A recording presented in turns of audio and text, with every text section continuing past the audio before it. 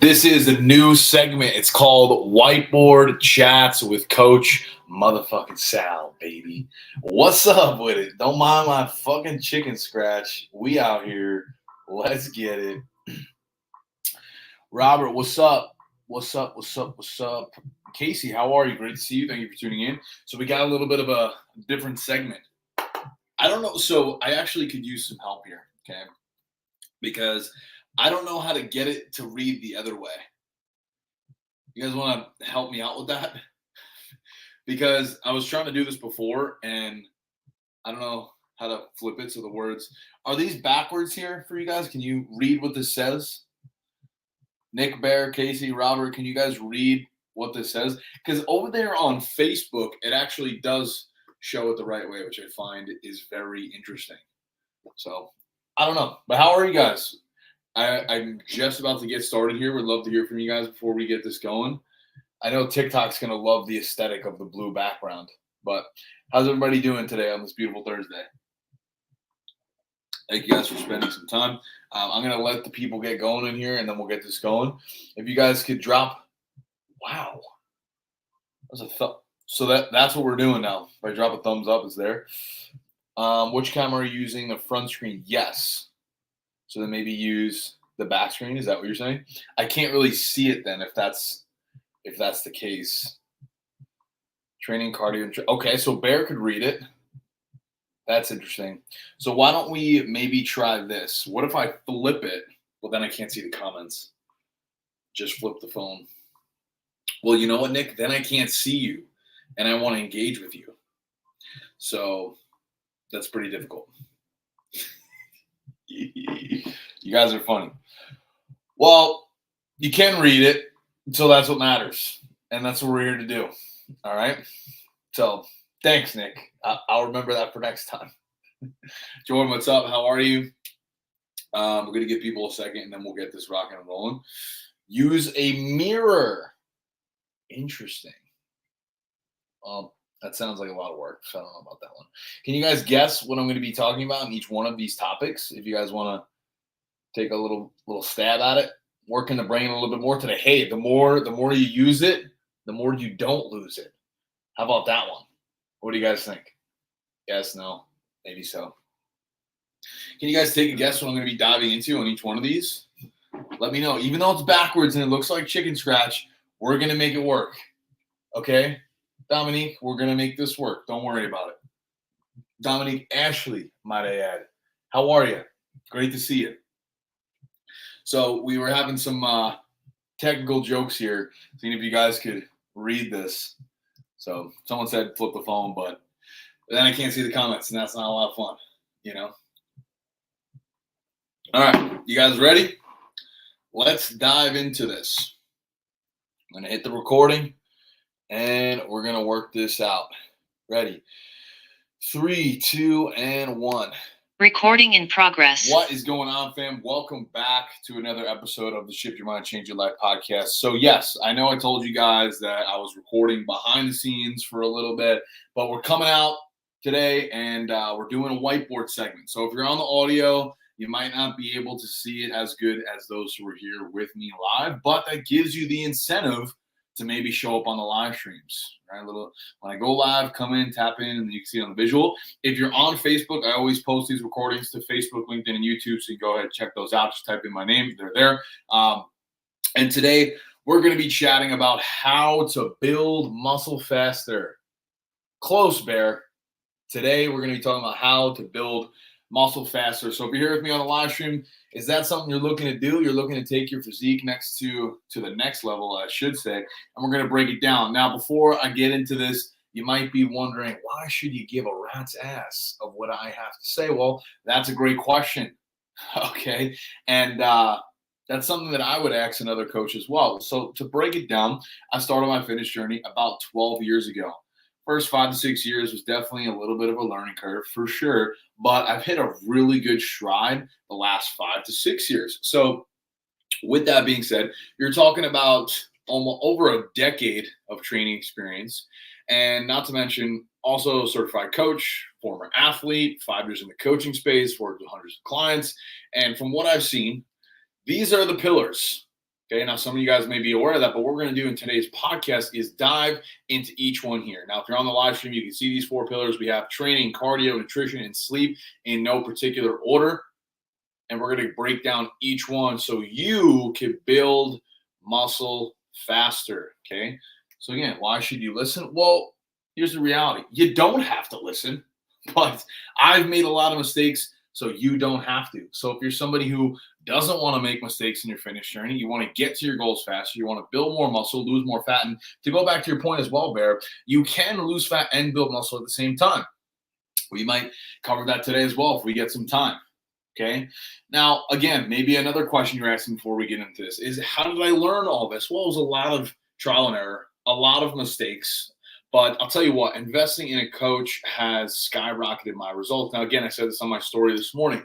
This is not a plug to join our coaching program. What I'm saying is, from my experience, I've spent a lot of time, effort, energy watching YouTube videos, buying the PDF programs, but it wasn't until I got a coach myself where things really started to change. So just something for you to think about. But as well, I understand that not everybody is in the financial position to go ahead and do that. So that's why we're here today.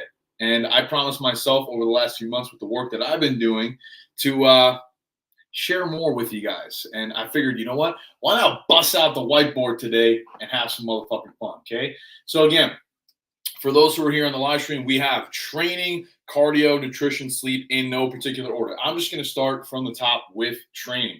Now, do you guys know how many working sets you should be doing per week to create muscle growth? How many working sets? Take a guess in the comments if you're here with me live. How many working sets do you need per muscle each week to create growth? Is it 10? Is it 15, 20, 30? What would you guys say? Let you guys answer here, and then I'll give you the actual answer. Now, I could write a little bit more on the board here, but we're going to do a couple things here in a second. Now, if you're on the podcast audio replay, you can take a guess mentally in your head. And drum roll, please, from what I've seen within my time of experience, no, Nasser, this is incorrect. 30 could actually be counterproductive. Now, yes, it's all subject based on your genetics and your experience. But if you're talking about the most effective way to not only ensure that you're building muscle, but also recovering, studies show 10 to 15 working sets per muscle group per week is usually a very good threshold. Now, you can push past that, but then you're teetering into the line of potentially hindering the next session, central nervous system fatigue, a lot of counterproductive measurements that could take a toll on your next workout. So now if you do the math on this, let me hop on over here to the other side, okay? How many exercises do you need for 15 sets? Well, 15 divided by 4 is what? Probably an odd number. 15 divided by 4 is, anybody help me out? Failed geometry a couple times in high school, right? So 4, 8, 12, boom. 4 times 4 is 16. So it's pretty close. So now if you think about that, 4 movements at 4 sets. That's it. Per muscle per week to create growth. Now, the caveat to that is to make sure that those sets are challenging and intense enough to create the stimulus that is necessary to push you into the next phase. Now, next phase meaning the advancement of your physique. Now, we can get into what progressive overload is, and that's basically just the stimulus over time that's necessary to create muscle damage and improve your physique. And that could come in many forms. That can come, and this is actually a common misconception that we see in the space, is that if you're just adding a bunch of weight all the time, there's only so much you could take your physique where you start to really, put a lot of stress on the joints. So something I tell clients all the time is, how can we progressively send new stimulus to your body without just weight? Well, that's going to be things like tempo. That's going to be the exercise selection, the intensity in which you perform that. There's a lot of different variables that we can start to introduce into the equation when it comes to building muscle. But when we're talking about training, if you only need 15 sets per week, that's literally 4 movements at 4 sets. Or you could do 5 movements at 3 sets. See what I mean? I personally, that's where I hang out with my coach. I usually only do about 2 to 3 working sets each week for each move, and it doesn't require a lot. Now, the reason behind that and why that's important for you guys is because if that's the case, then you could keep a high intensity for those sessions here, and it allows you to recover. So that way, not only is the intensity high, but you're taking time to recover as well. Where if you start to push past that, right, you're doing way more volume than you need to. Not only is it going to be difficult to recover, but it's also going to be difficult for you to approach those workouts with the intensity that you actually need. Because think about this. If you go in there, hammer 20, 30 sets on Monday, let's say for chest, you're probably not going to be recovered by Wednesday. Probably not. Maybe not even Thursday. Friday, potentially. So then if you're trying to hit that body part twice a week, it's going to be difficult to do that. So what if you took 20 sets and divided it by those 2 days and you did 10 sets of each? So if that's the case, 10 sets for each one, how many moves do you need to do for that? Not a lot. So we need to think about this when we're building a program. And this is, again, why having a coach is important, because the coach is going to take these needs into consideration for each client based on their goals, and that's what we do. So does that make sense? If you guys are here with me on the live stream, if so, drop a yes. That's training. Now, we probably won't have time today to get much into programming because I do want to make sure we carve out the rest of these pillars here. But I speak to a lot of you guys that feel like you need to train 6, 7 days a week. You need to be in the gym 2, 3 hours. I'll be honest with you guys. I literally train 4 days a week, 45-minute sessions, because I know exactly what moves I'm going to do before I get in the gym. And I know the intensity that I need to get myself that response, and then I leave. And I don't feel guilty about it. Now, it's taken me a decade to get to that place, but what I'm saying is you can listen to this information right now and apply it to your training. You don't need to make the mistakes that I have, which is why I'm here. Help me help you just by listening. Now, if you need a program, shoot me a message. I have a ton of programs. I'll send it over to you. Regardless if you're male or female, it doesn't really matter. I've done it all. Like I said, I've been a coach for the last 5 years. I've worked with hundreds of clients. I've spent a decade on this shit myself, making all the mistakes so you don't have to. Lean in, baby. That's what we're here for. Okay, moving on to the next one. Cardio. Again, this is in no particular order. Can you guys guess what I'm going to say when it comes to cardio? Am I going to say to do more, to do less? What do you guys think? Well, the truth is it's contextual based on the person. So if you go online, right, and you go on YouTube and you see somebody who's talking in absolutes, it's not really the case. I know it's really frustrating right now to hop on social media and have everybody having a conflicting opinion. And that's why I'm coming on here and I'm giving you guys this shit, because the reality is it all depends on the person. Now, all of these are important. They're equally as important. So if someone, a lot of people say, well, hey, nutrition is the biggest thing. Yes, it's important, but if you don't have quality training, quality sleep, and a good, decent step count, then yes, you may see some results, but could it be better? Yes, and that's the whole thing. So these 4 pillars here, training, cardio, nutrition, sleep, all go in hand in hand. They're intertwined, because if you have one of these buckets doing pretty well, but not the other ones, you're not going to get as good of results as if you had all these dialed in, right? So Casey, one of our clients as well, dropped a good comment here on the Instagram Live. If you like cardio, then do it. Get your steps in those. So there's 2 different styles there's multiple different styles, but the one that I like to focus on the most specifically for clients is the acronym NEAT. So I'll put this on the board here, the acronym NEAT, N-E-A-T. And that stands for non-exercise activity thermogenesis. And basically, what that means is the amount that you're moving outside of the gym. So you may be thinking, well, do I need to do hours of cardio? Well, not necessarily. Again, it all depends on your goals. If you have a quality training program, right? Your nutrition's dialed in, you're getting good sleep, then cardio is just the icing on the cake. Now, NEAT, that is a step count. Why are steps important? Well, because it's light on the joints, low impact. It's not really going to inhibit, I don't know if that's the right word. It's not going to affect negatively your recovery because it's not high intensity. Now, I know there's been this huge debate in the space. Well, which is better for fat loss? Is it going to be high intensity interval training cardio? Is it going to be running? Is it going to be the stairs? Really, the type is predicated based on the individual. I'm currently taking a course right now, and they were chatting about in the course how if you're somebody who's on a very strict schedule, then yeah, high intensity interval training might make sense for you because you only have that 20-minute window to get it done because maybe you have kids and a business, you're traveling a lot, commuting for work. That makes sense. You're not somebody who's going to be able to walk for an hour or two each day. But if you're somebody who works from home, maybe you don't have kids, you don't travel a lot, then going for longer walks might be more beneficial for you, not only from a recovery standpoint, but also just moving your body. Because when you move your body, you expend calories. That's the whole thing. You eat food, which is calories and energy. And when you move, you expend those calories and energy. So, okay, when you take that into consideration, if you just walk more consistently, you'd probably lose more body fat. But the problem is a lot of us aren't consistent and we get, we fall into these traps and these patterns of believing that one is better than the other. Well, it just comes down to what makes sense for you and what you could stick to. Like the reality is, hey, if you like to run, then go ahead and run. But if you're constantly running 3 to 5 miles every single day and you're not eating enough food and you're training on top of that, me and you are going to look completely different because I'm training like a bodybuilder. I'm not running. I'm focused on just walking. I'm getting a substantial amount of calories in every single day. And my primary focus is going to be on resistance training, which is arguably in my eyes the best form of exercise if your goal is to build muscle tissue. So that's when you see the MMA fighters, the UFC guys, the marathon runners, they have that very skinny lean look because that's what they're doing, and that's okay. And this is the whole point here as well, right? Like it is all based on what you want to do.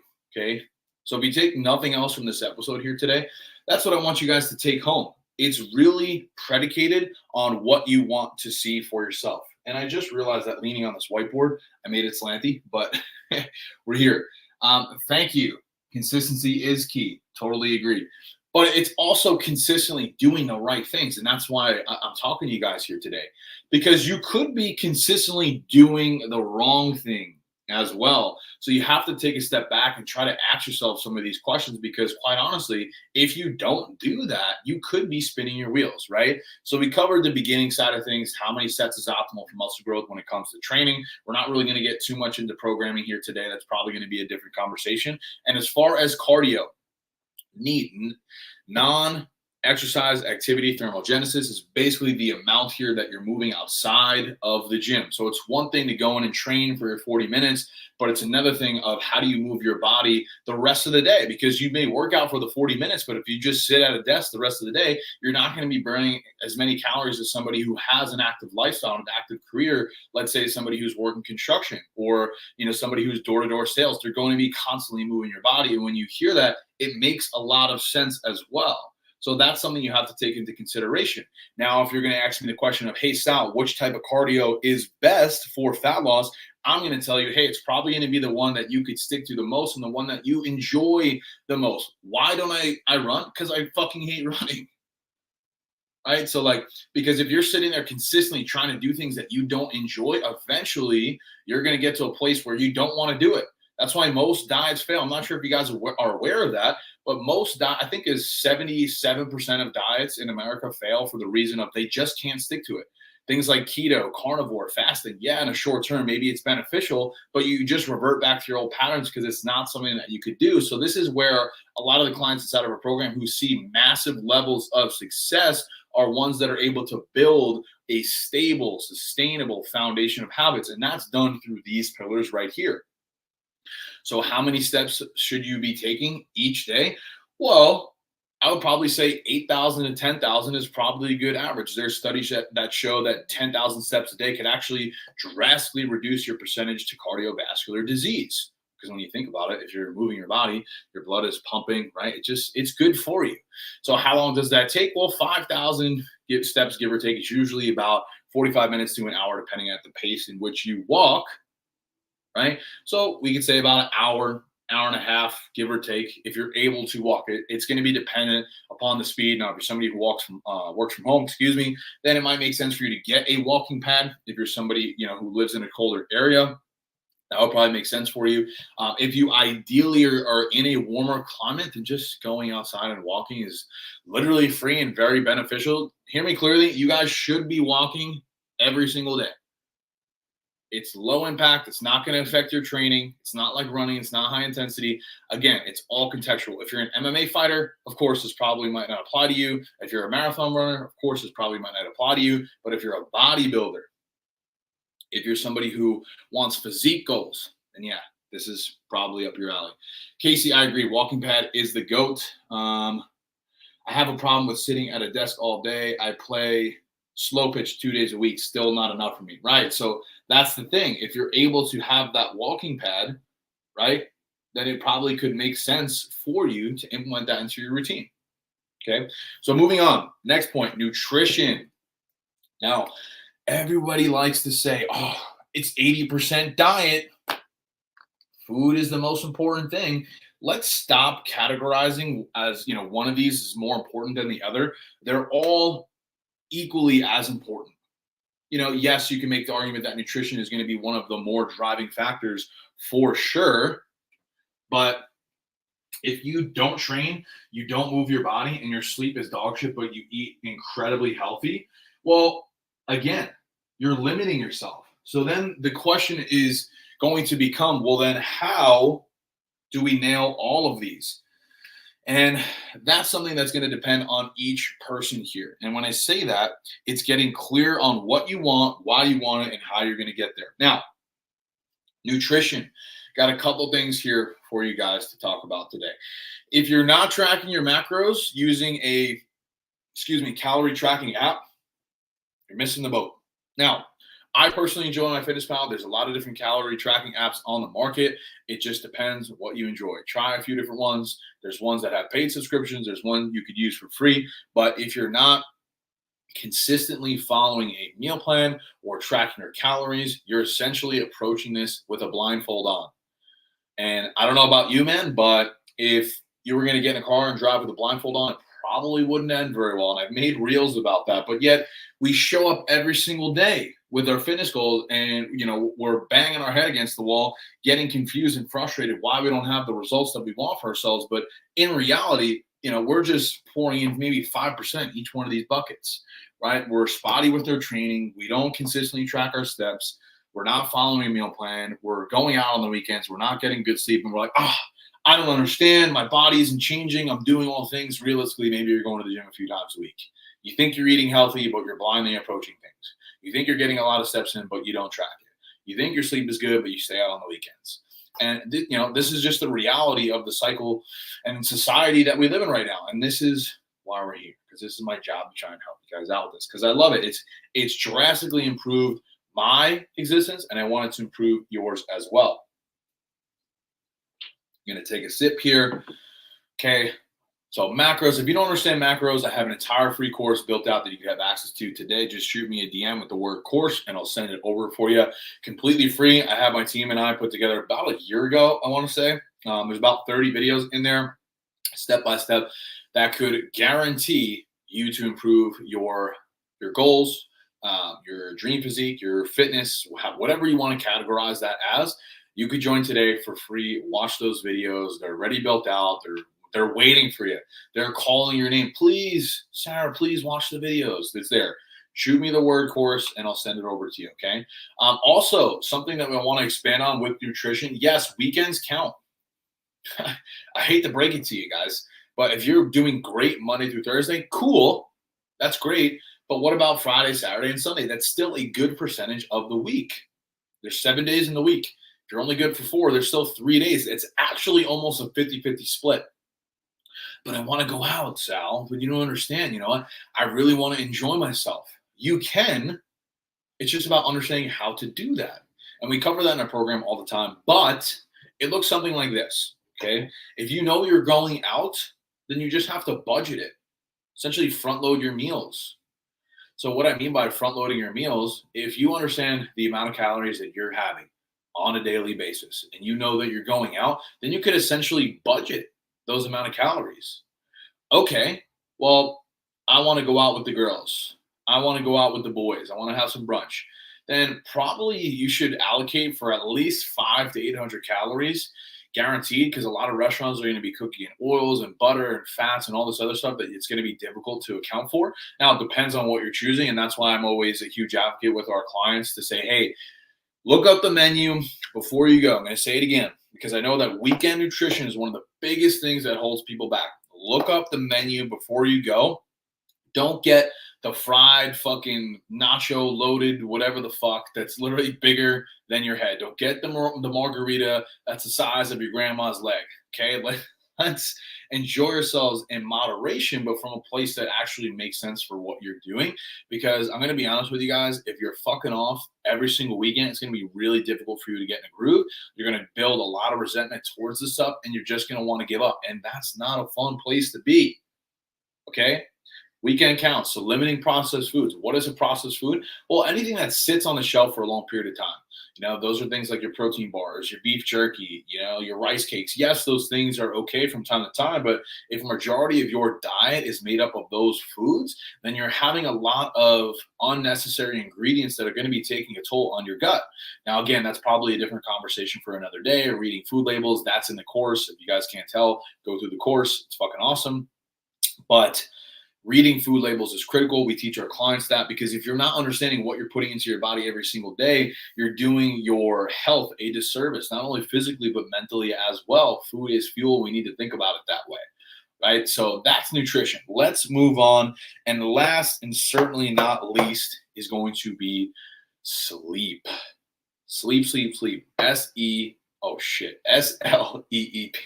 It's been a long one, okay? Bear with me. Sleep. Now, how much sleep should you be getting? Well, it should probably be about 6 to 8 hours a night. You may be aware of that, but also the quality of that sleep matters. If you're somebody who is abusing caffeine, if you're somebody who's staying up late on screens, you're going out all the time, it's going to have an effect on you. It's going to catch up to you. You might be aware of that, but why choose to make those decisions every single week then if that's the case? That is a loaded question, and that's, again, probably a deeper conversation for another podcast, because that's people-pleasing tendencies. Those are drawing boundaries, learning to say no with people that are not serving your goals, and these are important things that we need to take into consideration here. Sleep is something that gets really overlooked nowadays because it's popular. Let's go out, let's stay out, let's have a good time. You don't know how to tell Sarah no. You don't know how to say no to that extra drink, or have the firm discipline that it takes to not shove the extra cheeseburger down your throat, right? But it doesn't have to be that hard. So I would probably say ideally 6 to 8 hours a night. The quality matters. Make sure you're paying attention to your caffeine intake. You're watching your screen time. Now, when you think about all the things that we just covered here today, right? If you were to consistently apply that every day, each week in some capacity, it would make a massive difference for you over time. Training, the amount of sets, the intensity that you need. Cardio, getting your steps in outside of the gym. And unless you're a contest prep athlete, and you're somebody who's trying to get very lean for a certain reason, maybe a photo shoot, a wedding, doing cardio on top of getting a step count consistent each day might be a little bit overkill depending how you train your your training programming set up.